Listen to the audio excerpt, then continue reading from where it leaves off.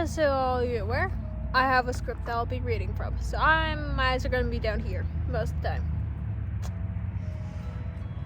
Hello everyone, or at least to those who found my video. Pretty small, I'm just starting. Wanted to try something new, so here I am. I'm Raven, and I want to talk about love, or lack thereof, for my life. Oh my goodness, so many cars, and it's actually pretty warm in the sun. It was over in the shade earlier. It wasn't this warm.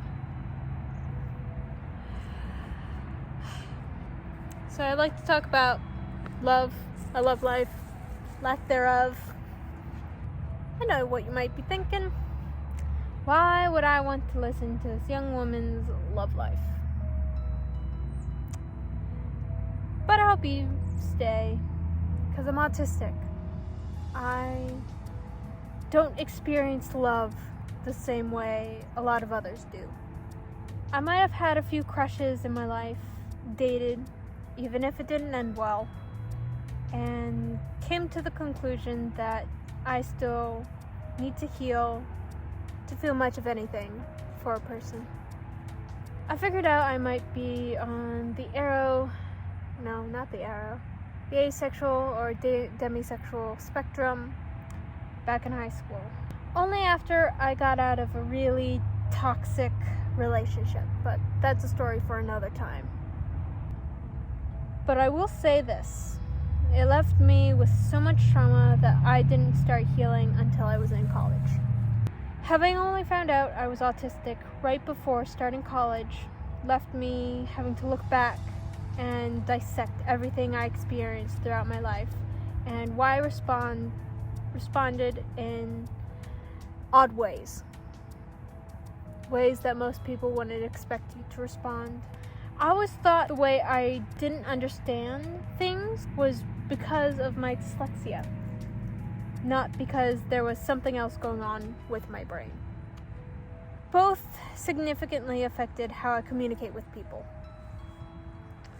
I have gotten better with my dyslexia, and my autism, well, that's still 5-6 years at this point that I've known, but I still have difficulty understanding things. I know I don't look autistic, or at least don't fit the mold that most autistic individuals fit in. I'm more borderline autistic, meaning I understand some things while others will go right over my head unless I have something to compare it to or experience something similar to equate the feeling to. Much like I don't understand sarcasm. I think people are being serious when they're being sarcastic sometimes, unless I know the person. If I know the person and I know their specific form of sarcasm, I can understand it as sarcasm. But if not, it gets muddled. As I grow older, this becomes easier because I gain more experience and figure out feelings I could never put a name to before. A good example of this is I was never an empathic child. I was always in my own little world, or at least that's how I see it. Maybe I was a little bit, but I never had the word to explain the feeling. Once I got to college, or by the time I was in senior year of college, I was playing a game of Dungeons and Dragons with friends, all of which were in creative writing. So that's fun, creative writing. Another one was in theater, like myself. So very creative individuals, all of them. And at some point in the game, I was very confused about my character's feelings, and I wrote it all out for my game master to look over. I also told him a summary of what I had wrote down and how I was scraping my brain for trying to figure out why my character was feeling that way. Why were these feelings a thing? Why could I not put a name to those feelings that a character I created had? You would think I'd understand all the feelings of my characters. No, I don't. Even for my own characters, I'm very confused. His response was, so he's an empath. And everything just fell into place. everything made sense. I was never an empath, but my character became one through gameplay, ultimately teaching me what it feels like to be an empath. I find that this way about learning, oh my goodness, that poor sentence. I find this way of learning for me is very interesting, because I know that if I learned this a different way, it wouldn't have stuck with me or been so profound. But let me get back on track, because this does relate to my love life, or more single life currently. It's not wrong, it's just hard for me to form that type of connection with a person on that deep of a level. I have several instances of guys telling me some version of, I don't think this will work because you're not reciprocating the feelings I want from you. Or, I know I will hurt you if we go any further. The first phrase was from one of my close friends who I met in my first year of college and wanted to date me. I was interested in trying, but apparently it wasn't enough for him, and yes, he did know I was autistic. But I was still figuring out my sexuality and what I wanted at that point in time. So things just didn't work out. The second phrase was from a guy I've known from high school. He only said this after we lost contact for 2 years. Funny thing is, he was scared of me, which is hilarious, because he's like twice my size and could break me like a twig if he wanted to. And then reconnected again this year. I was very interested in him back in high school, but he was never until I was in college.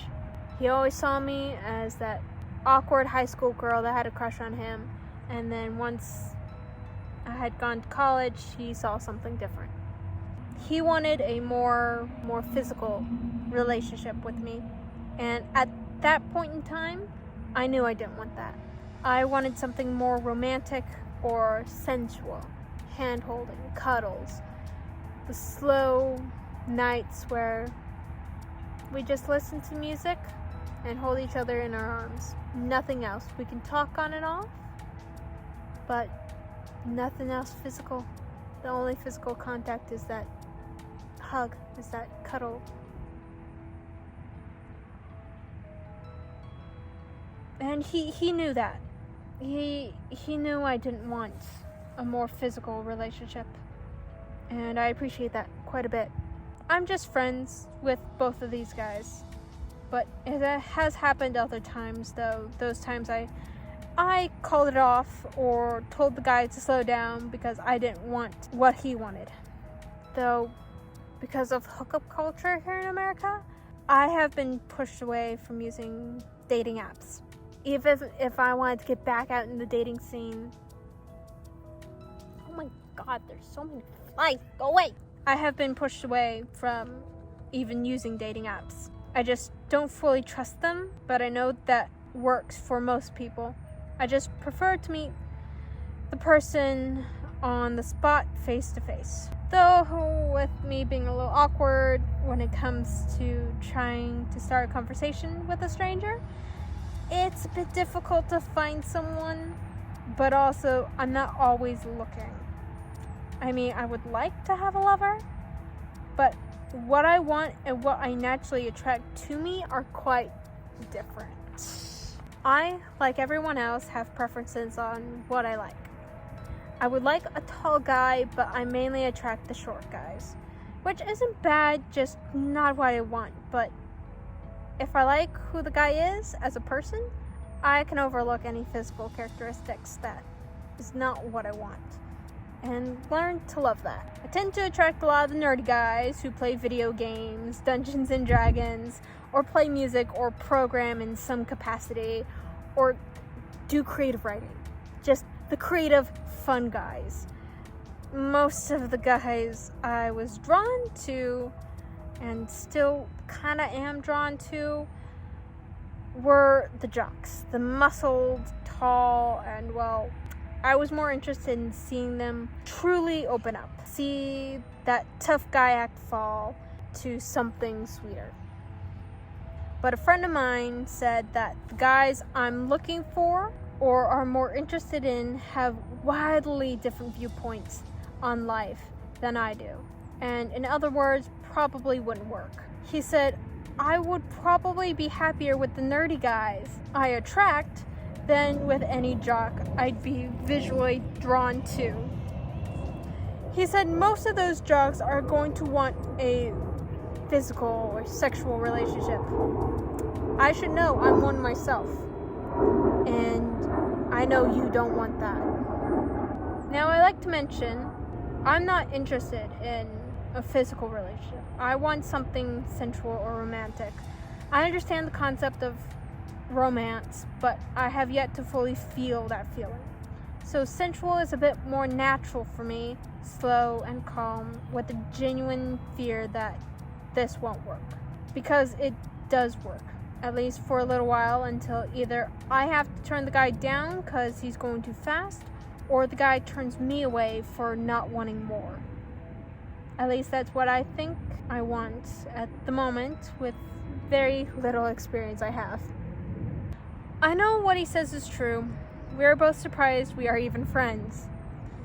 We are so different, but we have this level of respect for the other that is hard to come by in life, especially with how different we are.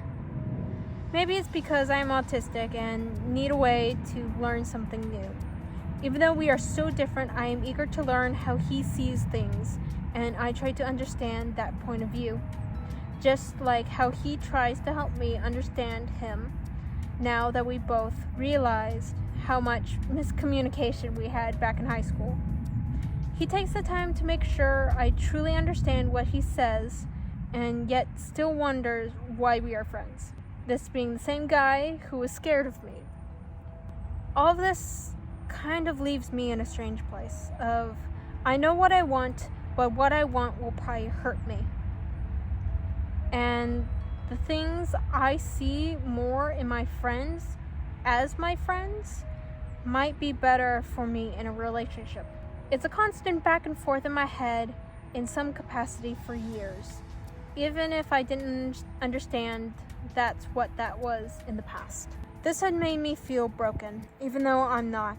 I'm just different. So many people believe those who are on the asexual spectrum don't know what they are talking about, and some disregard us. I know not everyone is like that, but the message only needs to be heard once for it to get stuck. Especially if you had more than one experience with men who don't want to be with you because you can't feel what they want you to feel. I even go back over past relationships and how I felt was very different from what my friends, my exes, thought I felt. Am I broken? No, I'm not. Then why can't I feel anything that most people describe while they're in their relationships? You just need something different. Like what? Most men don't want what I want. True, but you haven't gone looking for a man that does. You let the guys come to you. You always have. That might be one of my flaws. I don't look for what I want. I sit and wait. I'm not interested in going out much. And if I do, I'm either with someone or I'm reading a book, drawing, journaling. I don't go to coffee shops. I don't go to the bars. I don't really go to concerts. I don't really go out. I know if I want a relationship, I have to put in the work to find one. But how do I find one? How do I find the words to express that I would like to know a guy better? To ask him if he wants to go on a date with me. Communication isn't my forte, but I can talk your ear off about a hyperfixation I have, or the stories I tell with my friends through Dungeons and Dragons. But when it comes to getting to know someone new, it's a little more difficult. When I do find someone new, I give them my social media instead of my phone number, so I can learn a little bit more about them and they can learn a little bit more about me. just in case either of us sees something we don't agree with and decide that this is not a person I actually want in my life before giving them something a bit more personal, like my phone number. I'm sure I'm like this because of my trauma, as a way to keep myself safe. But I can't stay in this little bubble of safety forever. If you can relate to any of my ranting here, know you're not alone. I know I have felt alone with all of this, but I know that there's at least one person out there that feels the same way. I know this rant was long, and I hope I didn't bore you with a few side tangents I had. I might make more of these videos in the future, though I'm not sure. I only have so much to talk about as a 23-year-old woman who still doesn't know what she's doing with her life. So, I hope you have a good day or night, and I hope to talk to you all again in the future. Bye.